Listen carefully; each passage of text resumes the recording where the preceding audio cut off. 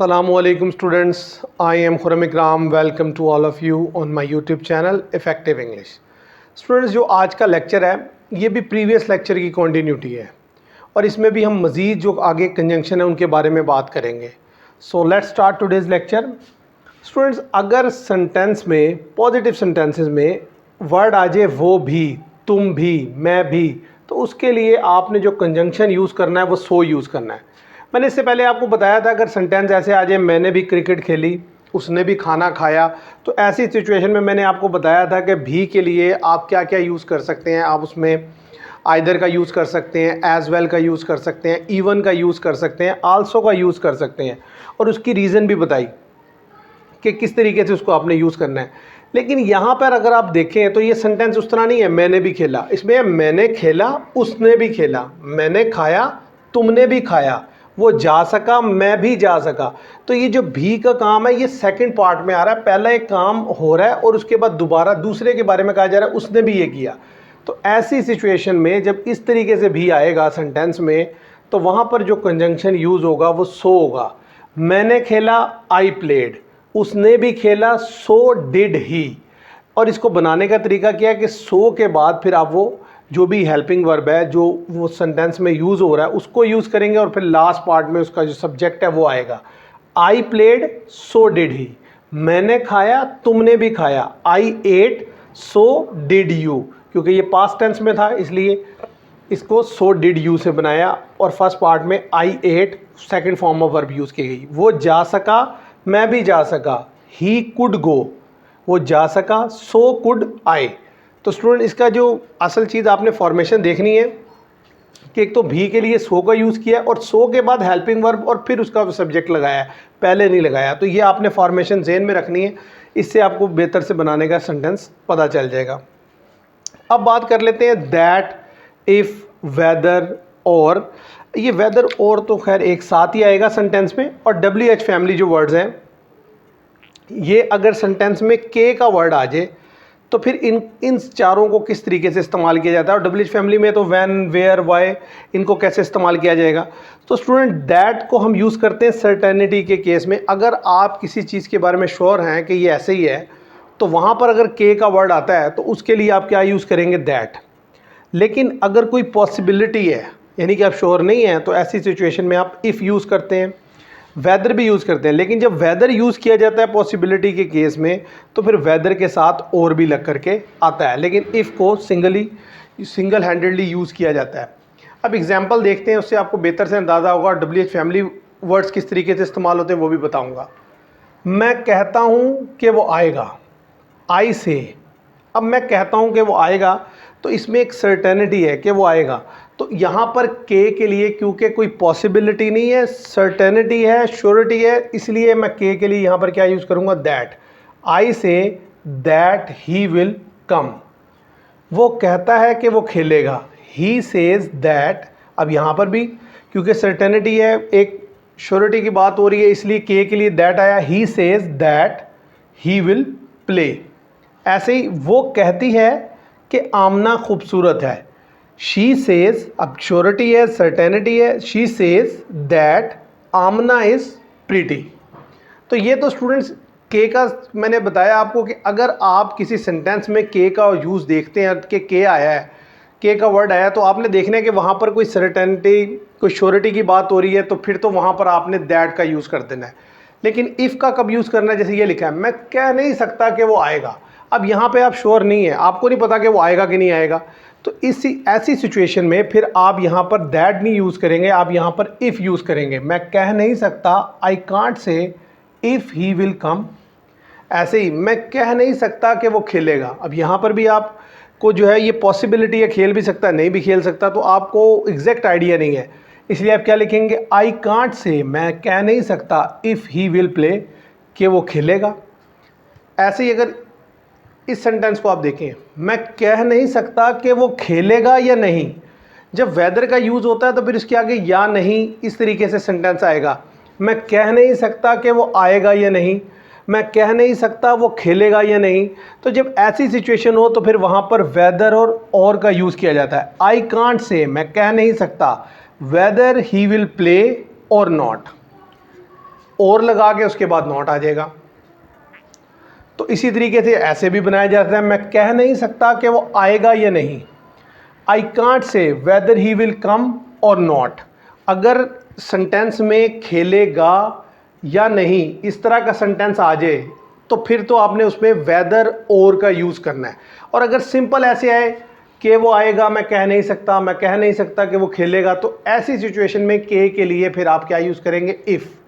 और अगर या नहीं लग करके आ गया तो फिर वहाँ पर वेदर और लगाकर बनाएंगे। इसी तरीके से स्टूडेंट्स इस सेंटेंस को देखें, क्या तुम जानते हो कि वो घर पर है। Do you know if he is at home. तो यानी कि यहाँ पर भी आप एक पॉसिबिलिटी है कि आप क्वेश्चन पूछ रहे हैं कि वो है कि नहीं है, तो ऐसी सिचुएशन में do you know if he is at home, तो ये इस तरीके से इसे बनाएंगे। अब इसी तरीके से अगर इन दो सेंटेंसेस को आप देखें, क्या तुम जानते हो कि वो कहाँ है, क्या तुम जानते हो कि वो कौन है, तो स्टूडेंट जब WH फैमिली वर्ड जैसे कहाँ, कौन, कब, क्यों, इस तरह के वर्ड जब सेंटेंस में आते हैं और के का वर्ड भी लग करके आता है, तो वो वर्ड्स जो हैं वो खुद के की जगह पर आ जाते हैं और बाकी सेंटेंस जो है जिस तरीके से उसकी फॉर्मेशन बननी होती है वैसे बनता है। क्या तुम जानते हो, डू यू नो, कि वो कहाँ है। अब कहाँ की इंग्लिश क्या है, वेयर। तो यहाँ पर क्योंकि वेयर आ रहा है तो ना तो आप दैट यूज़ करेंगे, ना इफ़ यूज़ करेंगे, ना वेदर यूज़ करेंगे, ये वेयर ही यहाँ पर के लिए आ गया। Do you know where he is. क्या तुम जानते हो कि वो कौन है, do you know who he is. तो कौन के लिए यहाँ पर आ गया। तो कहने की बात यह है स्टूडेंट, अगर तो किसी सेंटेंस में सर्टेनिटी है, कोई ये बात जो की जा रही है उसमें श्योरिटी है कि ये काम ऐसे होगा, तो ऐसी सिचुएशन में जब के लग करके आएगा तो आप उसके लिए दैट यूज़ करेंगे। लेकिन जब आप देखते हैं कि सेंटेंस में जो है वो एक सर्टेनिटी नहीं है बल्कि पॉसिबिलिटी है, तो ऐसी सिचुएशन में फिर आप क्या यूज़ करेंगे, इफ़ यूज़ करेंगे। लेकिन अगर ऐसे आ गया कि पॉसिबिलिटी भी है और साथ नहीं भी लग करके आ गया, मैं कह नहीं सकता वो खेलेगा या नहीं, मैं कह नहीं सकता वो पढ़ेगा या नहीं, तो फिर ऐसी सिचुएशन में वहाँ पर आप वेदर और को यूज़ करेंगे। के लिए वेदर आ जाएगा और वेदर के कॉम्बिनेशन में और लग करके आएगा। लेकिन अगर सेंटेंस में इस के का वर्ड आए लेकिन वहाँ पर WH फैमिली वर्ड आ जाए, क्या तुम जानते हो कि वो कहाँ खेला, क्या तुम जानते हो कि वो क्यों रोया, तो ऐसे सेंटेंस जब आएंगे तो फिर के लिए वो जो WH फैमिली वर्ड आया होगा वो क्यों है, कहाँ है, कैसे है, कब है, उसकी इंग्लिश के की जगह पर इस्तेमाल हो जाएगी। और बाकी जो सेंटेंस है वो अगर प्रेजेंट में है तो प्रेजेंट के अकॉर्डिंग, पास्ट में है तो पास्ट के अकॉर्डिंग बनाया जाता है। अब स्टूडेंट्स हम मज़ीद जो आगे कंजंक्शन है उनके बारे में बात करते हैं। स्टूडेंट्स अब हम बात कर लेते हैं बाकी जो मज़ीद कंजंक्शन है उनके बारे में। तो अगर तो आप सेंटेंस में देखते हैं इस तरह के लफ्ज़, पहुंचा ही था, खेला ही था, खाया ही था, तो ऐसे वर्ड्स के लिए जो कंजंक्शन यूज़ किया जाता है वो होता है नो सूनर हैड, और उसके दूसरे पार्ट में THAN देन लगाकर उस सेंटेंस को बनाया जाता है। अब जैसे ये सेंटेंस लिखा है, मैं वहाँ पहुँचा ही था कि बारिश शुरू हो गई। अब यहाँ पर अगर आप देखें, मैं वहाँ पहुँचा ही था, इस हिस्से को बनाने के लिए आप क्या करेंगे, no sooner had I reached there. अब हैड लगा है तो इसके साथ वर्ब की कौन सी फॉर्म लगेगी, third. No sooner had I reach there comma के बारिश शुरू हो गई, then it started to rain. तो दूसरा जो इस पार्ट है जो देन के बाद आएगा वो पास्ट इंडेफिनिट से बनेगा, और जो उससे पहले वाला सेंटेंस है वो नो सूनर हैड और थर्ड फॉर्म लगाकर बनाया जाएगा। मैंने खाना खाया ही था कि वो आ गया, no sooner had I eaten food. अब हैड आया, ईट की third form eaten, no sooner had I eaten food के वो आ गया, देन ही केम, और सेकंड पार्ट को पास्ट इंडेफिनिट में। मैंने उससे बात शुरू की ही थी कि वो नाराज़ हो गया, no sooner had I started talking to him. मैंने उससे बात शुरू की ही थी, no sooner had I started talking to him कि वो नाराज़ हो गया, देन ही गॉट अनॉयड। तो स्टूडेंट्स अगर सेंटेंस में आप देखते हैं ही था, किया था, पहुंचा ही था, खाया ही था, इस तरह के वर्ड्स आते हैं तो उसके लिए जो कंजंक्शन है वो नो सूनर हैड और दूसरे हिस्से में देन लगाकर आप सेंटेंस को बना सकते हैं। अब हम बात कर लेते हैं वरना, अगर किसी सेंटेंस में आप वरना का लफ्ज़ देखते हैं तो उसके लिए जो कंजंक्शन इंग्लिश लैंग्वेज में है वो या तो आप अदरवाइज़ यूज़ कर सकते हैं और एल्स यूज़ कर सकते हैं। यानी कि इन दोनों को इंटरचेंजेबली यूज़ किया जा सकता है। आप चाहें तो अदरवाइज़ यूज़ कर लें, चाहें तो और एल्स यूज़ कर लें, दोनों ही ठीक हैं। मेहनत करो वरना फेल हो जाओगे। Work hard comma otherwise you will fail. इसी तरीके से स्टूडेंट्स अगर इस सेंटेंस को देखें, सबक पढ़ो, रीड अ लेसन, वरना तुम्हें सजा दी जाएगी, और else you will be punished. अब यहाँ पर मैंने अदरवाइज़ यूज़ किया, यहाँ पर और एल्स यूज़ किया, तो आप चाहें तो यहाँ पर और एल्स का यूज़ कर लें और अदरवाइज़ को नीचे यूज़ कर लें, इससे कोई फ़र्क नहीं पड़ता, क्योंकि दोनों के दोनों जो है वरना के लिए यूज़ हो सकते हैं। अपनी सेहत का ख्याल रखो वरना बीमार हो जाओगे।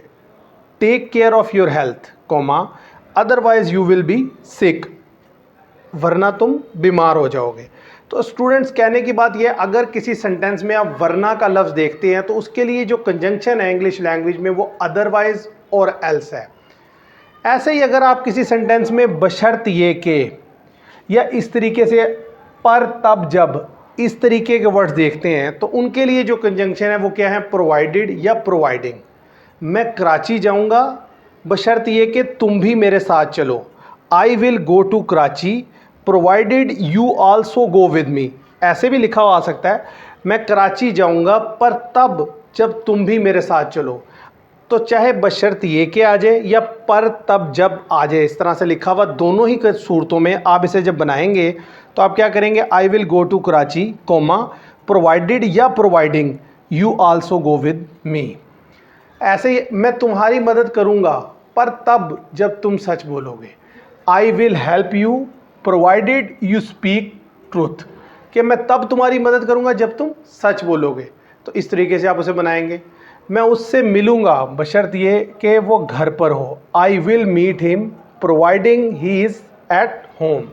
तो स्टूडेंट्स कहने की बात यह है कि अगर तो बशर्त ये कि पर तब जब इस तरह के लफ्ज़ आ जाएँ तो उनके लिए जो कंजंक्शन है वो प्रोवाइडेड या प्रोवाइडिंग है। ऐसे ही अगर बात की जाए इन दो कंजंक्शंस की, अगर सेंटेंस में ऐसे बोला जाए ना सिर्फ ये बल्कि ये भी, तो उसके लिए जो कंजंक्शन है वो क्या है, नॉट ओनली और बट आल्सो। वो ना सिर्फ क्रिकेटर है बल्कि फ़ुटबॉलर भी है। He is not only a cricketer but also a footballer. ऐसे ही वो ना सिर्फ मेरा हम जमात है बल्कि मेरा हमसाया भी है। He is not only my class fellow but also my neighbour.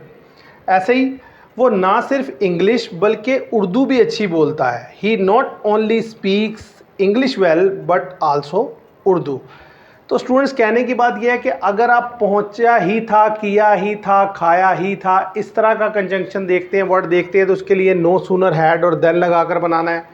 वरना आजे लिखा हुआ तो उसके लिए जो कंजंक्शन है वो अदरवाइज़ और एल्स का यूज़ करना है।